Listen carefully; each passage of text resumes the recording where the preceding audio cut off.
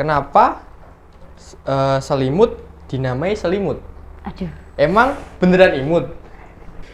Ini diketahui mobil melaju dengan kecepatan 60 km per jam.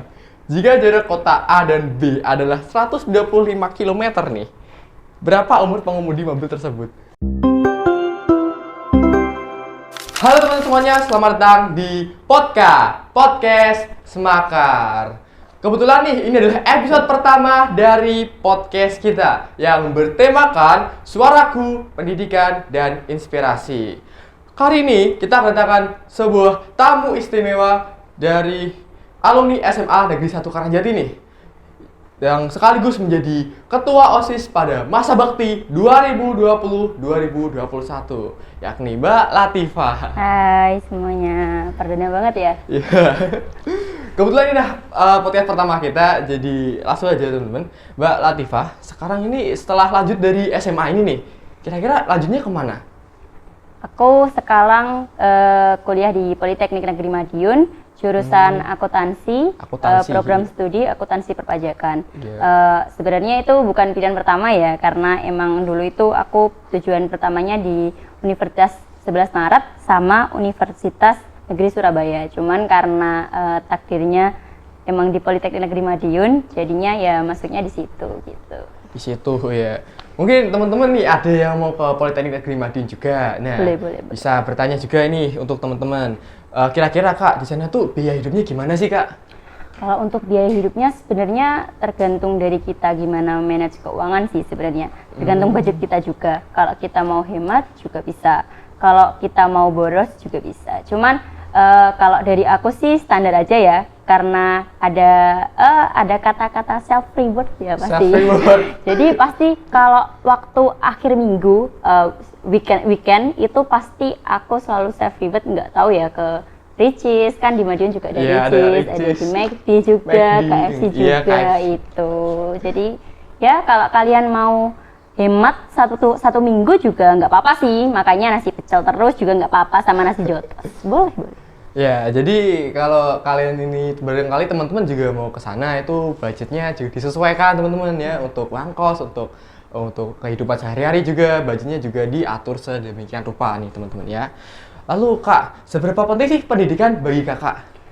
Pendidikan tuh bagi aku penting banget ya, karena sejauh ini itu benar-benar mengubah cara berpikirku. Jadi waktu SMA tuh aku masih berpikir hidup ini enak seneng-seneng aja gitu. Tapi ternyata setelah masuk ke ranah kuliah, lingkungan kita kan udah beda ya, udah beda. Kenal banyak orang juga ya kan, pastinya. Terus ada yang dari luar Jawa juga, terus ada yang dari daerah yang berbeda juga, kayak satu karesidenan. Sebenarnya enaknya itu gini, kita udah jadi tahu gimana budaya mereka, terus gimana cara bahasa mereka, cara mereka bertingkah laku, terus sopan santun mereka itu gimana, jadi kita bisa belajar juga. Contoh, kayak kita waktu aku itu kenal sama anak Ponorogo. Anak Ponorogo kan cuma lintas kabupaten aja ya kan? Kabupaten. Tapi bahasanya tuh udah beda banget, benar-benar beda. Jadi kayak, kalian tahu talok nggak? Talok nggak? Tahu kan? Iya, tahu. Itu kalau di bahasanya Ponorogo itu namanya Widara. Beda bahasa. Iya, beda bahasa. Padahal itu cuma lintas kabupaten kan? Iya. Ya gitu, enaknya itu gitu. Terus kayak pola pikir kita, gimana sih cara kita memanage waktu? Terus gimana sih cara kita biar bergaul itu lebih gampang gimana gitu. Jadi pola pikir kita ketika kita udah masuk ke dunia pendidikan, semakin tinggi pendidikan kita, nanti pola pikir kita juga semakin maju. Semakin maju ya. Kalau Kakak sendiri nih, kira-kira kan pernah kerjasama juga kan dengan mereka. Itu ada kendala komunikasi nggak Kak kira-kira? Kalau komunikasi sih sebenarnya enggak ya, cuma gimana ya? Kayak lebih ke kebiasaan aja sih. Iya, kebiasaan. Kan karena kebiasaan kita itu beda ya di sini. Iya. Jadi itu sama mereka itu kayak nyampurinnya itu agak perlu adaptasi secara lama sih. Gitu. Adaptasinya. Jadi barangkali teman-teman ya, ini juga udah ada pengalaman dari Mbak Latifah sendiri nih ya. Jadi kalau masa kuliah, udah masuk masa kuliah, kalian pasti akan berhadapan dengan teman-teman yang kayak gitu. Jadi ya pertinggi toleransi, komunikasi kita terhadap daerah-daerah lain. Lalu untuk nih, dulu waktu kakak masih sekolah di sini nih, sekolah menerapkan kurikulum apa ya kak?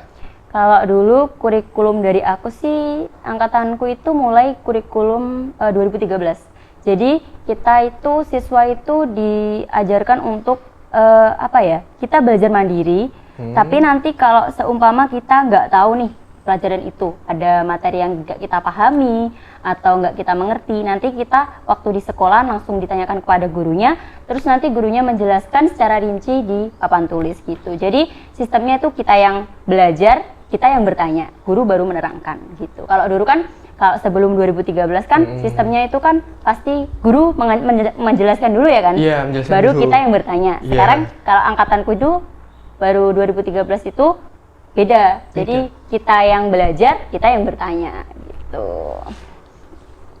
Lalu kak, bagaimana sih menurut pendapat kakak mengenai kurikulum Merdeka yang udah diterapkan nih di sekolah-sekolah umum, apalagi di SMA Negeri 1 Karangjati? Sebenarnya aku kan nggak tahu juga ya secara langsung gimana perubahannya. Cuma kalau tak lihat tuh perbedaan kelas aja ya. Kayak dulu kan ada dibagi IPA sama IPS. Kalau sekarang kan IPA-nya udah dipecah juga ya, dicampur jadi satu. Sekarang gimana pembagian kelasnya? A1, 2, 3 apa ABCD? Kalau sekarang pembagian kelasnya di sini tuh ABCD kak. Ini. Oh jadi udah nggak ada IPA IPS lagi ya? Ya udah hilang. Kebetulan saya adalah angkatan terakhir untuk IPA IPS teman-teman. Oh kamu angkatan berapa? Ini angkatan berapa ya kak?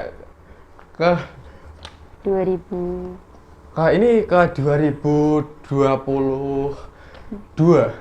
Oh gitu, berarti itu terakhir IPA IPS ya? Jadi kamu ini masih IPA IPS? Masih, ini kebetulan ini udah mau punah ini kak IPA IPS-nya.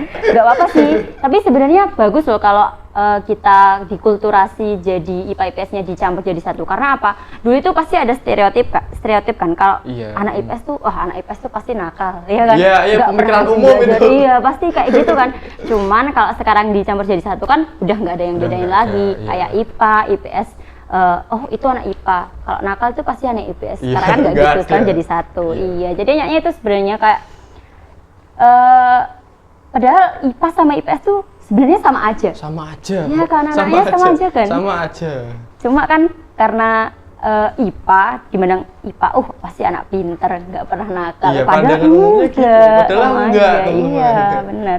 Maka dari itu, kalau menurutku sih kurikulum Merdeka ini membantu banget sih, karena masuk perguruan tinggi kan kita juga belajarnya kan secara umum, semua sama rata juga, nggak ada yang berat, nggak ada yang ringan juga. Terus kalau angkatanku dulu kan ada dibagi ya, ada Saintek, ada Soshum. Itu tuh benar-benar berat banget, karena apa? Kita tuh jadi nggak tahu Saintek itu seperti apa. Kalau kita anak Soshum ya, terus kalau kita anak Soshum kita nggak tahu pelajaran Saintek itu kayak gimana gitu. Jadi kalau sekarang jadi satu kan mungkin cara belajarnya lebih mudah, bisa oversharing juga. Iya, lebih efektif nggak kan kira-kira? Iya, lebih efektif juga. Iya. Jadi itu teman-teman ya kurikulum Merdeka menurut Kak Latifah. Lalu menurut Kak Latifah, apa langkah-langkah yang dapat diambil nih untuk mengurangi tingkat stres anak SMA saat ngerjain tugas atau sebelum ujian? Gini, kalau menurut aku sendiri, dari aku sendiri itu jangan terlalu dipikir berat tugas sama ujian. Karena kalau saatnya tiba pasti kalian tetap ujian. Kalau kalian pelajaran pasti dapat tugas, ya kan? Iya pasti. Nah, kalau kalian nggak mau stres, aku punya tips nih. Jadi gini. Nih dengerin kalau nih. Kalian dapat tugas satu hari itu, pasti kan nggak cuma satu ya, mungkin 2 bisa 3 tugasnya. Kalian kerjain yang deadline-nya paling mepet dulu. Itu kuncinya. Kalau kalian nggak mau stres nih. Terus kalau seumpama nih ada tugas dari sekolah, kan kalian tuh waktu pelajaran pasti dikasih kerjakan tugas ini ya, halaman ini harus dikerjakan di sekolah. Kalian selesaikan saat itu juga. Karena apa? Kalau kalian selesai di situ, ketika kalian udah sampai rumah, kalian pasti udah plong, nggak ada beban lagi kayak gitu. Terus kalau kalian punya deadline yang banyak nih, ada pasti kan setiap mata pelajaran nggak mungkin dong deadline-nya sama, ya kan? Itu pasti gurunya gila sih kalau deadline-nya samaan. Pasti ada deadline-nya yang paling pendek, ada yang panjang. Jadi kalian kerjain yang dimana deadline-nya itu yang paling mepet. Paling mepet. Jadi ya. kalian nggak stres. Terus jangan lupa main. Main itu juga penting, tapi jangan over. Tahu lah ya. Tahu batasan ya. Iya, jadi kalau kalian pengen main, boleh main. Itu benar-benar ngilangin stres banget. Kalian sama teman-teman janjian kemana kayak. Iya. Cuma ya jangan melewati batas gitu. Jadi kalian juga diimbangin lah antara belajar sama mainnya gitu. Kalau dari Kak Atifah sendiri, ini main kemana? Aduh, kalau dulu sih aku nggak main yang jauh-jauh ya. Nggak jauh-jauh. Nggak, aku tuh tipe yang kalau di perjalanan jauh gampang capek. Gampang Jadi capek. lebih suka kayak teman-teman tuh ke rumah siapa, teman siapa, terus kita bawa makanan apa, di sharing bareng-bareng kayak gitu. di vlog gitu Kak. Iya, jadi bisa bicara hari ini ngapain aja ya, terus tugas-tugas apa yang udah kita selesaiin, terus tujuan apa setelah kita belajar tuh kita mau ngapain ya enaknya. Kalau kita habis ujian tuh enaknya kita kemana, atau mau nginep di rumah siapa, kayak gitu. Tuh. Jadi ingat teman-teman, imbangi antara belajar dan main ya. Karena harus tahu apa yang namanya itu untuk top priority teman-teman. Ya, jadi nanti kalian udah siap untuk sekolah kalian lebih tertata teman-teman ya. Itu tips dari Mbak Atifah, dari Kak Latifah. Oke. Lalu Kak Latifah, jika bisa memberikan nasihat kepada dirimu di masa SMA dulu, kira-kira nasihat apa yang pengen kakak ungkapkan gitu? Kalau untuk diri aku yang dulu waktu SMA ya gini sih, belajar kamu kurang. Tuh. Jangan terlalu berekspektasi tinggi sama apa yang kamu harapkan. Terus kita nggak akan tahu apa yang terjadi ke depannya. Jadi jangan pernah melawan arus yang udah ditakdirkan sama Allah Subhanahu Wa Taala. Terus selalu bersyukur apa yang sudah kita dapatkan, kayak gitu sih. Iya. Ya itu bisa jadikan sebagai pengalaman teman-teman ya. Padahal karena pendidikan terbaik itu adalah pengalaman yang kita dapat dari masa lampau teman-teman ya. Benar. Lalu kakak kan dulu masuk ke sekolah ini masih dalam masa COVID. Iya, benar masa COVID. Masih masa COVID. Sebenarnya kalau awal itu nggak COVID sih. Aku waktu masuk SMA itu belum COVID. Itu selama satu tahun. Enggak sih, 1 semester. Kan aku masuk SMA itu 2020 awal ya? Iya, 2020. 2019 awal, akhir, terus sama 2020 awal tuh dapat 1 semester. Iya. Terus kaget juga sih, kan habis itu kan terus diumumin libur 2 minggu. Ternyata 2 tahun. Agak shock sih sebenarnya, kayak soalnya itu kan awal itu ya kayak mulai adaptasi di lingkungan baru ya. Lagi asik-asiknya berteman gitu. Terus tiba-tiba dikasih pemberitahuan libur 2 minggu, ternyata 2 tahun tuh agak shock sih. Terus adaptasinya sama apa? Kan pasti pakai itu ya, daring online gitu. Itu bener-bener menguras otak banget sih, gimana caranya kita bisa dapat jaringan bagus terus.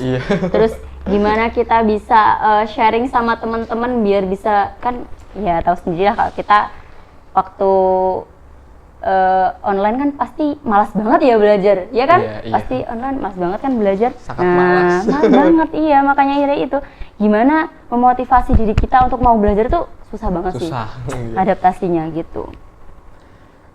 Dulu kan Kak pas masa COVID itu kan sekarang sekolah udah ngedarkan beberapa peraturan gitulah Kak ya. Itu kira-kira dalam masa COVID itu kira-kira ada nggak aturan sekolah yang seenggaknya pengen Kakak rubah?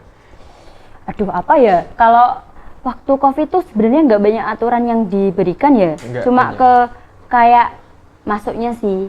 Kita kan masuknya itu kan gitu. Enggak, ada ganjil genap. Ganjil genap. Iya, jadi terus semua kelas tuh nggak bisa dimasukkan gitu aja. Jadi ada beberapa kelas yang masuk, kayak dulu kan ada IPA itu kan ada IPA 1 sama IPA 5 ya. Jadi itu ada IPA 1 sampai IPA 1, IPA 3, IPA 5 itu masuk. Nanti IPA 2 sama IPA 4 nggak libur gitu. Jadi kayak rolling gitu. Nggak enaknya itu kan, jadinya kan di sekolah kan jadi kayak sepi banget gitu. Nggak enaknya itu sih sebenarnya. Terus adaptasinya ke itu juga sih, jaga jarak juga kan pastinya. Bener-bener satu bangku itu 1 orang, kan tahu kan mejanya kan panjang ya. Panjang. Nah, terus kita cuma duduk satu orang tuh sepi banget. Sepi. Kan biasanya bisa ngobrol-ngobrol sama temen, kalau lagi jam kos ini nggak bisa. Nggak Terus bisa. dibatasi juga, kita bisanya jajan keluar kan. Iya, biasanya ya gitu. kalau sekarang tuh nggak bisa. Nggak Kalau bisa. waktu aku covid tuh nggak bisa. Terus dulu kan aku juga waktu kelas 9 ya, Iya. waktu kelas 12 itu kan juga adaptasi ya, new normal juga.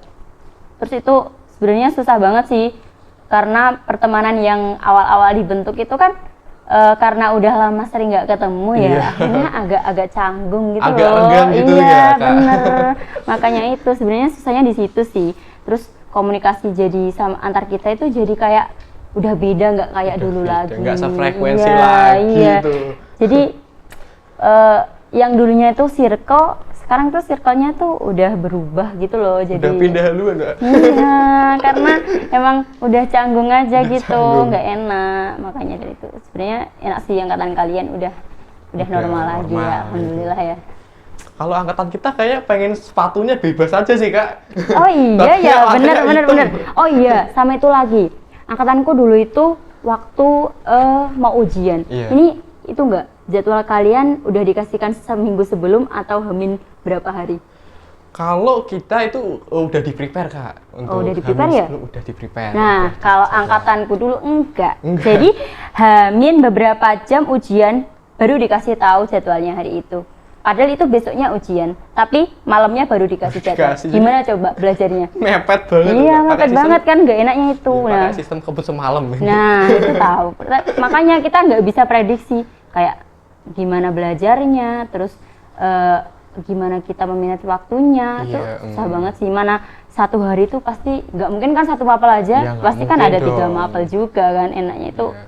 gak enaknya tuh di situ sih sebenarnya. Iya. Oke, Kak, ini ada pertanyaan random nih. Kakak dulu kan pas SMA kan udah punya banyak seragam ya ini. Iya. Seragam Kakak pas SMA itu sekarang masih muat atau enggak? Kalau ditanya Udah muat nggak? apa enggak ya pastinya kalau untuk baju mungkin masih muat. Masih. Cuman kalau untuk rok, aduh sudah nggak usah ditanya lagi sih, pasti nggak muat banget. Karena dulu tuh SMA itu aku kecil sih hitungannya. Sekarang udah melebar jadi ya nggak bisa, sudah nggak muat. Mau dikasih juga nggak enak, soalnya apa seragamku itu sudah nggak berbentuk seragam lagi, udah kotor banget. Maka dari itu kalian tuh kalau punya seragam bener-bener diawet-awet ya teman-teman. Diawet. Jadi biar nanti mungkin bisa dikasihkan ke adik adik-adik kelas, kelas, iya ya. gitu. Halo Kakak, ini ada pertanyaan random lagi. Tim bubur diaduk atau enggak diaduk nih kira-kira dari Kak Aduh, Latifah? sorry ya buat tim bubur yang tidak diaduk. Saya sangat prefer untuk diaduk sih, Diaduk, karena ya? gimana rasanya kalau nggak diaduk coba, ya kan? Kamu tim diaduk apa nggak diaduk nih? Kalau aku sendiri tim nggak diaduk, Kak. Aku lebih suka Aduh. estetika nih ya. Aduh, Nah sebelum sorry makan kan ya. di screenshot dulu, di foto dulu biar keren gitu, Kak. Aduh sorry ya, aku karena kalau beli bubur ayam tuh pasti kan dibungkus di rumah ya. Iya. Sampai rumah itu udah nggak berbentuk. Gak betul. Makanya jadi nggak bisa ya mau foto-foto kayak gitu. Jadi sorry banget buat tim yang tidak diaduk. Saya tim bubur diaduk banget. Udah dapet bubur diaduk karena takdirnya emang nggak diaduk dari awal. Cuma diaduk gitu. Oh ya Oke. Kak, ini ada tanya lagi. Lagu favorit Kakak apa sih? Aduh, aku kalau untuk lagu favorit sih sebenarnya nggak ada ya. Karena apa? Karena aku tuh lebih suka dengerin lagu ketika itu relate sama keadaanku saat itu, gitu. Jadi lebih ke kalau aku lagi galau, jadi dengerin lagu yang kira-kira itu galau. Tapi ada iya. 2 lagu yang sering aku dengerin. Yang pertama semuanya dari Bruno Mars sih. Dari Bruno Mars. Yang pertama Billionaire, yang kedua Lazy Song. Itu Lazy Song. bertentangan banget ya. Karena kalau Billionaire itu kan kita gimana kita mau jadi orang kaya, Iya. terus kita itu harus bekerja keras gitu. Tapi kalau Lazy Song itu kan ya karena hari ini kok nggak mau Nggak ngapa-ngapain. ngapa-ngapain, Iya, iya. jadi menurutku itu Iya, bagus banget itu sih lagunya. Bertentangan apa? Pola hidupnya bertentangan banget kan. Kalau lazy kita kan ya malas-malasan, sama billionaire itu kita menerapkan pola hidup disiplin, pola hidup Iya. untuk lebih baik untuk kedepannya itu.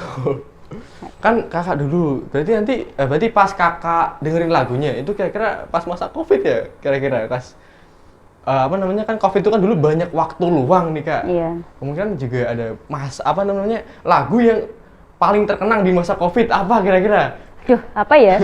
Itu loh, yang libur 2 minggu itu loh. Ternyata 2 tahun apa sih? Lupa aku yang nyanyi ini. Kayak lagu-lagu meme itu kan banyak kan lagu-lagu parodi ya Parodi, gitu. oh iya. Itu kan pasti banyak ya, pasti waktu COVID ya itu lebih suka dengerin itu sih. Tapi kalau aku COVID dulu dengerin lagunya ya random aja sih karena udah terlalu bosen juga kan.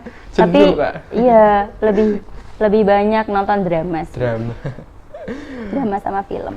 Iya, oke. Kak, guru favorit kakak pas di SMA dulu kira-kira siapa?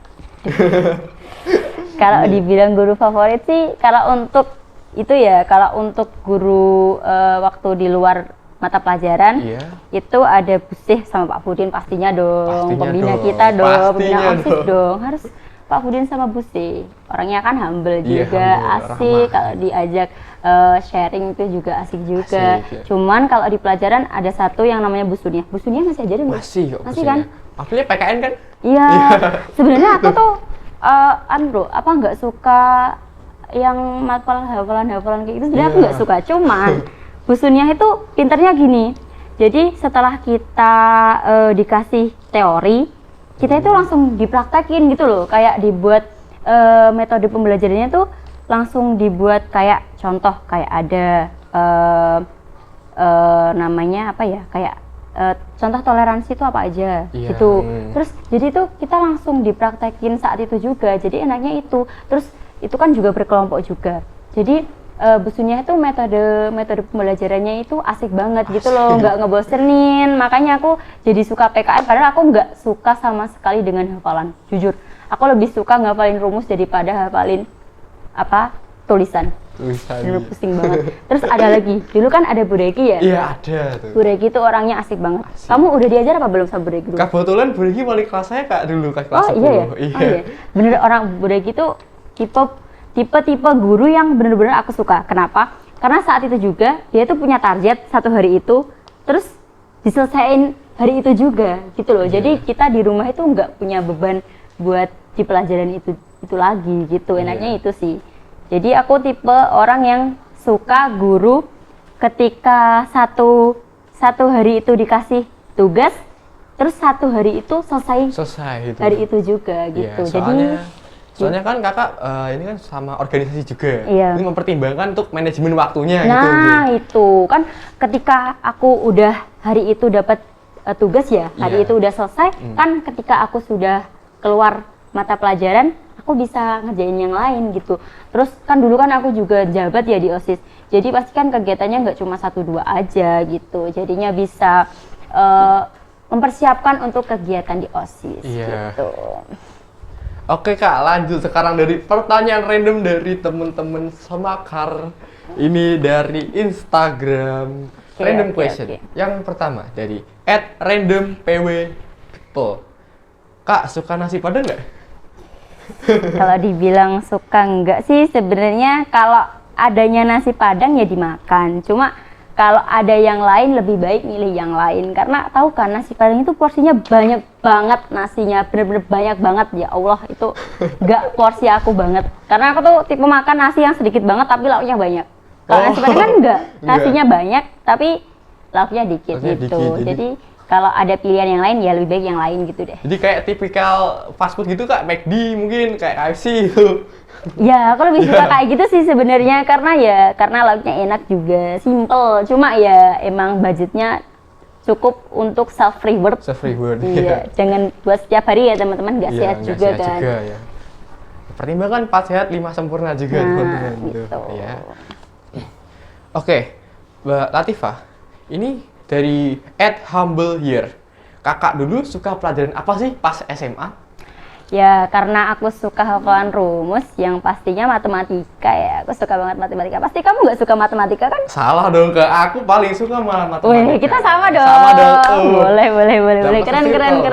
Matematika itu salah ya teman-teman. Matematika itu benar-benar ilmu yang menyenangkan banget kalau kalian mempelajari lebih dalam. Iya, udah ada lagunya loh. Mau dicari di YouTube ada nanti. Ya boleh, itu matematika itu yang menyenangkan beneran itu, beneran tuh. karena kita kan pasti nggak lepas dari hitung-hitungan ya setiap hari. Jadi setiap hari. Matematika itu hal yang senang. Tapi kan hitung-hitungan itu nggak cuma matematika ya. Iya. Ada kayak kimia sama fisika. Tapi aku nggak suka, sama sekali nggak suka. Karena menurutku itu tuh ada bahasa-bahasa yang nggak aku pahami, kayak fisika kan ada delta, ada alfa, itu apa itu aku udah angkat tangan aja sih. Tapi lebih suka matematika. Cuman ada matematika yang aku nggak suka juga. Kayak contoh integral. Integral tuh. Materi susah kelas berapa tuh banget ya Allah. Itu materi kelas 12 dulu aku. 12, Kamu ya. dikasih nggak sekarang? Kalau sekarang belum masuk Kak. Ini masih kelas 11. Materi aku ini baru ke lingkaran sama polinomial. Nah, aku juga nggak suka sama bangun. Sumpah bener-bener Bangun. kayak bangun ruang itu susah banget ngitungnya. Kalau kita nggak teliti sama apa garis-garisnya tuh susah banget dihitungin. Tapi aku lebih suka kayak yang kayak aljabar itu gitu. asik banget sih. Padahal kalau kata temen-temen Kak, itu matematika itu indah sebelum X dan Y menyerang gitu Kak.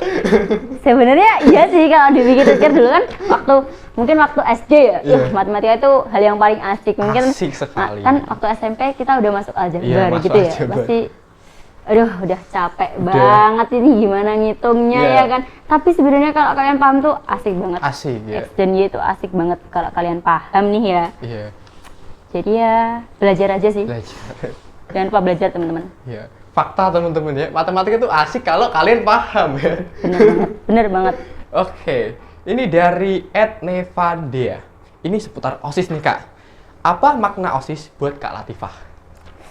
OSIS tuh bener-bener apa ya, buka pertemanan luas banget sih buat aku. Karena aku itu tipe orang yang sebenarnya kalau nggak didekati sama orang lain dulu tuh gak gampang deketin orang gitu. Soalnya kalau menurutku tuh pertemanan itu bener-bener hal yang apa ya, menurutku takut banget sih. Karena takut terjerumus juga kan. Kan karena kita nggak hati-hati sama teman-teman yang baru, bisa jadi itu teman-teman bisa menjerumusin kita. Cuma di OSIS tuh bener-bener buka mata banget sih. Oh ternyata karakter teman-teman tuh ada yang kayak gini. Terus kita juga bisa kenal berbagai kelas juga gitu kan. Enaknya itu sih di OSIS. Terus aku juga belajar gimana cara kepemimpinan yang baik itu kayak gimana. Terus dibina oleh Pak Pudin sama Pusing itu gimana gitu. Enaknya kita itu bisa terus kita bisa meningkatkan public speaking ya kan. Pasti kan. Iya, itu penting banget itu salah satu hal yang utama. Iya. Oke, ini dari Edwarta IAP 19. Kak, paling males ikut pelajaran apa? Kan aku udah bilang ya, kan nggak suka hafalan. Pastinya sejarah dong. Tapi sejarah. Sorry banget, maaf banget ya Bu siapa? Siapa sih gurunya sejarah? Mae ya? Aduh, masih ada nggak Mae? Masih, Bu Uci kan? Iya, kan, dulu tuh panggilannya kataku Mae. Iya. Itu sebenarnya orangnya tuh enak banget, cuman aku kan nggak suka pelajarannya ya, jadinya tuh agak berat kalau ketemu Mae. Terus kayak fisika sama kimia, aduh apalagi Pak itu ya, Pak Agus ya? Pak ya Agus gak? fisika ya kan? Kimianya siapa? Kimianya siapa? Sekarang siapa? Buida. Oh sekarang Buida? Iya, Buida yang sama itu, Budinya. yang Pak siapa namanya? Itu loh, yang fisika siapa ya? Ada itu bapak-bapak namanya siapa? Aku lupa. Itu orangnya itu kalau bicara tuh keras banget, tahu nggak sih? Enggak, kayaknya udah pensiun deh Kak. Oh udah pensiun ya? Udah pensiun. Itu sebenarnya orangnya asik banget, cuman kalau ngajarinya kecepatan jadinya aku lebih nggak suka kimia. Sebenarnya aku tuh gampang suka pelajaran kalau gurunya enak, ya nggak? Kamu ya nggak? Iya kan kayak gitu dong. kan? Iya. Maka dari itu, jadi kalau pelajaran nggak suka ya dibilang ya pasti fisika, kimia, sama sejarah. Iya. Sorry banget. Terus ini ada pertanyaan dari @aningrat7. Kenapa selimut dinamai selimut? Aduh. Emang beneran imut? Kenapa kalau lucu namanya jadi selucu kah? Jujur aku nggak paham sama pertanyaannya. Mungkin bisa ditanyakan ke komedian Cak Lontong. Mungkin bisa ditanyakan ke Cak Lontong ya. Saya juga nggak tahu ini artinya apa. Emang ini yang nanya mindsetnya kena dikit ya? Oke. Nggak apa-apa. Ini ada pertanyaan nyeleneh lagi. dari @a.aldiangga. Ini diketahui mobil melaju dengan kecepatan 60 km per jam. Jika jarak kota A dan B adalah 125 km nih, berapa umur pengemudi mobil tersebut? Kayak ini terinspirasi dari Boboiboy ya kayaknya. Iya. Itu yang apa itu? Siapa namanya? Papa Zul. Papa Zula, ya Pak Gurunya Pak Bobo itu Papa Zula. Iya, itu kayaknya terinspirasi dari itu ya. Tapi tolong kalian yang bertanya itu silahkan ditanyakan sendiri ya. Saya kebetulan juga nggak tahu itu umurnya berapa.